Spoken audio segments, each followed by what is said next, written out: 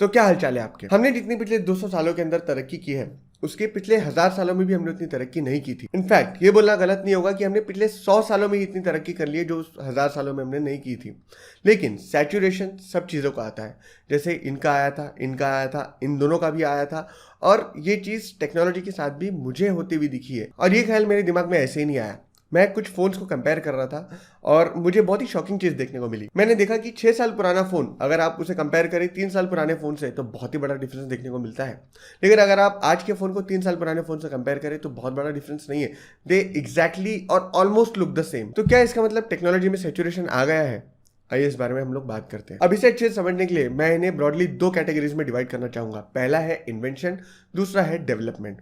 आज जो हम लोग जीते हैं वो डेवलपमेंट एरा है, इनोवेशन एरा है। अब इसमें हम पहली कैटेगरी के बारे में बात करें जो है इन्वेंशंस, तो इसमें बहुत सारे लोगों ने बहुत सारे अलग अलग सालों में बहुत सारी चीज़ों का इन्वेंशन किया है। जैसे किसने रेडियो वेव को डिस्कवर करने के बाद उसे हार्नेस करने के लिए पहले एक ट्रांसमीटर फिर एक रिसीवर का इन्वेंशन किया, किसने इंटरनेट का किया, किसने कैमरास का किया, किसने बैटरी का किया, किसने AC DC करंट का किया, किसने स्क्रीन्स का किया, किसने प्रोसेसर का किया, किसने रैम का किया, किसने हेडफोन जैक का किया, और ऐसे टाइप से बहुत सारे अलग अलग चीज़ों के इन्वेंशन हुए हैं। ये सारे इन्वेंशन इसलिए क्योंकि ये सब इन्वेंट हुए थे। लेकिन इसे इस तरीके से सोचिए, आज हम जितने भी डिवाइसेस स्क्रीन वाले इस्तेमाल करते हैं वो सारी चीज़ें इन्हीं प्री एग्जिस्टिंग इन्वेंटेड चीज़ों को मिला के बनाए गए हैं अलग अलग प्रोपोर्शंस में। फॉर एग्जांपल, अगर आपके पास एक बहुत बड़ी स्क्रीन है जिसके अंदर पावरफुल प्रोसेसर नहीं है, बहुत ही कम पावरफुल प्रोसेसर है और वो DC करंट पे चलता है, तो वो आपका टीवी हो गया।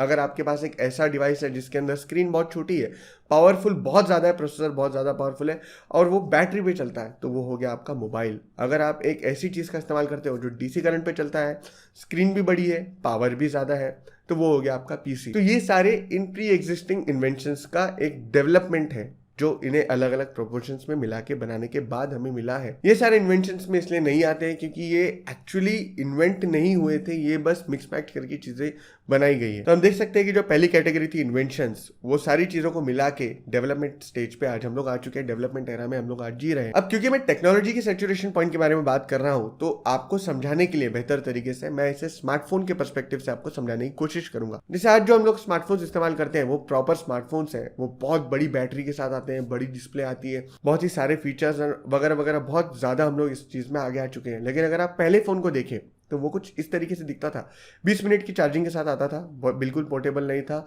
और इसे मोटोरोला ने बनाया था। अब ये धीरे धीरे इनोवेट हुए और हमें मिले फीचर फोन्स। अगर आपको ब्लैकबेरी का फ़ोन याद है तो वो फीचर फ़ोन था। अब किसी ने सोचा कि इसे मैं नेक्स्ट लेवल पे लेके जाता हूँ। कैसे लेके जाऊँ? जब मुझे वीडियो देखना है तो मुझे इस कीबोर्ड का काम नहीं है, तो मैं इस कीबोर्ड को हटाऊँ कैसे? तो उसने पहला फ़ोन जो है वो अपना लॉन्च कर दिया इस इनोवेशन के साथ और उसका नाम था आईफोन। अब अगर आप आईफोन्स को आज के फ़ोन से कंपेयर करें तो बहुत बड़ा डिफरेंस देखने को मिलता है, नो डाउट। लेकिन अगर आप उनको फीचर फ़ोन से कंपेयर करें तो बहुत बड़ा डिफरेंस देखने को मिलता है। और अगर आप फीचर फ़ोन्स को ये पहले फ़ोन से कंपेयर करें फिर तो बहुत ही बड़ा डिफरेंस देखने को मिलता है। समझ रहे हैं मैं इससे कहाँ जा रहा हूँ? अब अगर हम अलग अलग स्मार्टफोन के कंपोनेंट्स पे आए तो पहले जहाँ 12 नैनोमीटर के प्रोसेसर हमें देखने को मिलते थे, आज हमें 3 से 4 नैनोमीटर के प्रोसेसर्स देखने को मिलते हैं। अभी नैनोमीटर जो होता है ये मेट्रिक होता है ट्रांजिस्टर्स के बीच के गैप्स का, जिसके अंदर से इलेक्ट्रॉन पास होते हैं। अब यहाँ पे फिजिकल लिमिट आ जाती है कि हम एक ट्रांजिस्टर को कितना ही छोटा बना सकते हैं। एक पॉइंट आएगा जहाँ पे हम इस ट्रांजिस्टर को इससे और छोटा नहीं बना पाएंगे। और अगर आप आज देखें तो आज के और पिछले साल के जो स्मार्टफोन्स हैं, जो फ्लैगशिप्स है, उनमें जो डिफरेंस देखने को मिलता है परफॉर्मेंस में, वो बहुत ही कम है एज कम्पेयर टू 4 साल पहले के और 5 साल पहले के फ़ोन के परफॉर्मेंस के डिफरेंस में। इसी तरीके से अगर हम कैमरा की बात करें तो एक फिजिकल लिमिट आ जाएगी उसके सेंसर साइज में कि हम कितना ही बड़ा सेंसर उसमें डाल पाए। जैसे कि एक टाइम पे जब हमने 12 मेगापिक्सल से 48 मेगापिक्सल पे जंप मारा तो बहुत बड़ा डिफरेंस था। लेकिन 48 मेगापिक्सल से अगर आज हम 200 मेगापिक्सल पे भी आ चुके हैं तो सेंसर साइज बड़ा हुआ है, लेकिन वहाँ पे भी फिजिकल लिमिट आ जाती है। सिमिलरली हम इंसानों की तरफ से भी कुछ लिमिट्स देखने को मिलती है। जैसे अगर आप 60 हर्ट्ज के फ़ोन के बाद 90 हर्ट्ज का फ़ोन देखें तो वहाँ पे आपको बहुत बड़ा डिफरेंस देखने को मिलेगा। फिर आप 120 हर्ट्ज का फ़ोन देखें तो इतना बड़ा डिफरेंस नहीं है।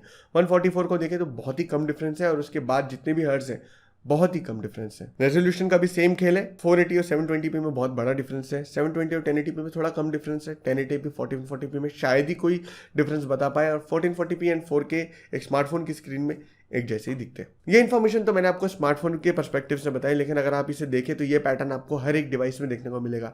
फॉर एग्जांपल कार्स, आज के कार्स में और 5 साल पुराने कार्स में बहुत ही कम डिफरेंस देखने को मिलता है। उसके पहले के जो 5 साल पुराने कार्स थे उसमें बड़ा डिफरेंस देखने को मिलता है। उससे पहले जो 10 साल पुराने जो कार्स थे उनमें बहुत ही बड़ा डिफरेंस देखने को मिलता है एंड सो ऑन। तो यहाँ पे हम देख सकते हैं कि technological saturation is a real thing. तो क्या इसका मतलब यह है कि ये जो टेक्नोलॉजिकल सैचुरेशन है ये हमें देखने को मिल रहा है और क्या इनोवेशंस बंद हो जाएंगी और आज से 30 साल बाद जो फोन्स होंगे वो आज के जैसे ही दिखेंगे? नहीं, इसके दो बहुत बड़े रीजंस हैं।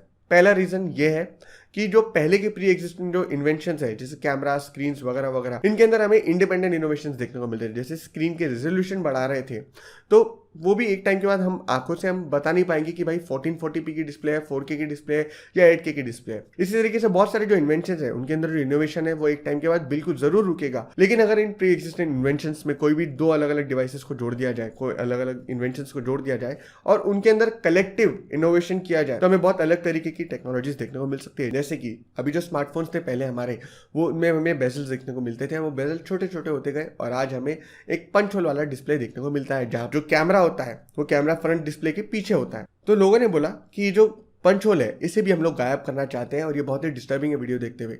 एप्पल में तुमसे बोल रहा हूँ, ये तुम्हारा जो वो आइलैंड है ना, डायनामिक आइलैंड, बहुत ही ज़्यादा डिस्टर्बिंग है। भले ही बहुत अच्छा इंप्लीमेंटेशन मुझे बहुत पसंद आया बट फिर भी वो बहुत ज़्यादा डिस्गस्टिंग है और बहुत ज़्यादा डिस्टर्बिंग है। तो इस पंच होल को हटाया कैसे जाए? तो इसका एक बहुत ही सिंपल सा रेमेडी हमारे पास आज अवेलेबल है कि जो पिक्सल्स होते हैं हमारे ओलेड स्क्रीन के अंदर उसके बीच में गैप होती है।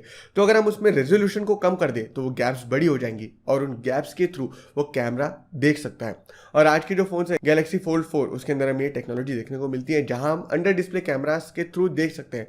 ये टेक्नोलॉजी हमें फिंगरप्रिंट स्कैनर जो है, इन डिस्प्ले फिंगरप्रिंट कैमरा, उसके अंदर भी देखने को मिलती है जहाँ स्क्रीन के बीच में गैप होता है और वहाँ से जो कैमरा होता है वो हमारे फिंगरप्रिंट का 2D एक फोटो लेता है और उसको मैच करता है जब भी हम हमारे फिंगरप्रिंट स्कैनर को टच करते हैं। ऐसे बहुत सारे एग्जांपल्स अवेलेबल है हमारे स्मार्टफोन इंडस्ट्री में जहाँ पे हम देख सकते हैं कि कोई भी दो चीज़ों को उन्होंने उठाया और उसको बहुत अलग तरीके से इंप्लीमेंट कर दिया। वायर्स हम लोगों को बहुत ज़्यादा डिस्टर्ब करते थे तो उन्होंने क्या किया, ब्लूटूथ को लिया, ईयरफोन में जोड़ा और ब्लूटूथ से कनेक्शन बना के आज हम TWS का इस्तेमाल करते हैं।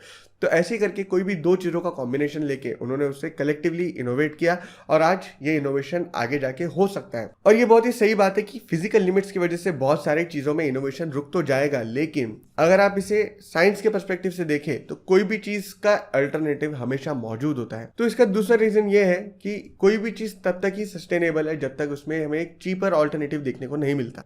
बैटरीज बहुत बड़ी नहीं हो सकती, लेकिन आज बैटरीज की जो कैपेसिटी है वो इतनी ज़्यादा बड़ी कैसे हो रही है?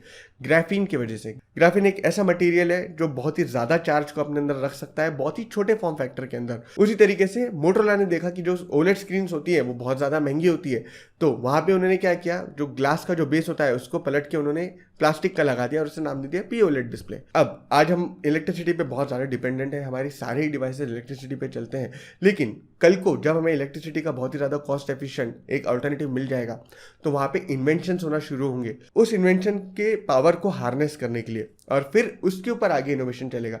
फिर वो जब ऑब्सोलीट हो जाएंगे क्योंकि उसका अल्टरनेटिव हमें मिल जाएगा, वहाँ पे न्यू इन्वेंशंस होंगे, फिर वहाँ पे इनोवेशंस होंगे, फिर वो ऑब्सोलीट हो जाएगा क्योंकि उसका एक चीपर अल्टरनेटिव मिल जाएगा। और ऐसे करते करते करते करते इन्वेंशन एरा कभी खत्म ही नहीं होगा।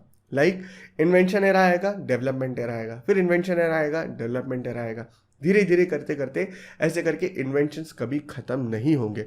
तो ये जो दो रीजंस थे, इस वजह से आज भले ही हम लोग जो स्मार्टफोन्स देख रहे हैं वो भले ही एक जगह पे आके रुक गए हो, पिछले साल से उतने ज़्यादा बड़े डिफरेंस ना हो उसके अंदर, लेकिन आज से 30 साल बाद जो स्मार्टफोन्स होंगे उनके अंदर बहुत ज़्यादा डिफरेंस होगा आज से, just because of this invention era जो कल को फिर से आने वाला है और ये इनोवेशंस कभी नहीं रुकने वाले। तो इस वीडियो का जो कंक्लूजन है वो ये रहा कि टेक्नोलॉजिकल सैचुरेशन बिल्कुल आ रहा है, लेकिन ये वापस से स्काई रॉकेट करेगा, इनोवेशंस फिर से आएंगे। तो ये जो वीडियो था ये थोड़ा अलग वीडियो था मेरी पुरानी वीडियो से, क्योंकि यहाँ पे मैंने अपने व्यूज़ आपके सामने रखे हैं कि मैं क्या सोचता हूँ, एंड ये एक इन्फॉर्मेशन देने का आपको कोशिश थी कि आप समझ पाए कि टेक्नोलॉजी किस तरीके से आगे बढ़ती है, इन्वेंशंस कैसे हो रहे हैं वगैरह वगैरह। तो अगर आपको ये वीडियो पसंद आया तो आप इसे लाइक कर सकते हैं, नीचे कमेंट कर सकते हैं आपको क्या पसंद आया इस वीडियो के बारे में। अगर आपको ये चैनल पसंद है तो आप इसे सब्सक्राइब कर सकते हैं। अगर आपको ऐसी और वीडियोस फ्यूचर में देखना है तो आप बेल आइकन दबा सकते हैं। तो मिलते हैं अगले वीडियो में।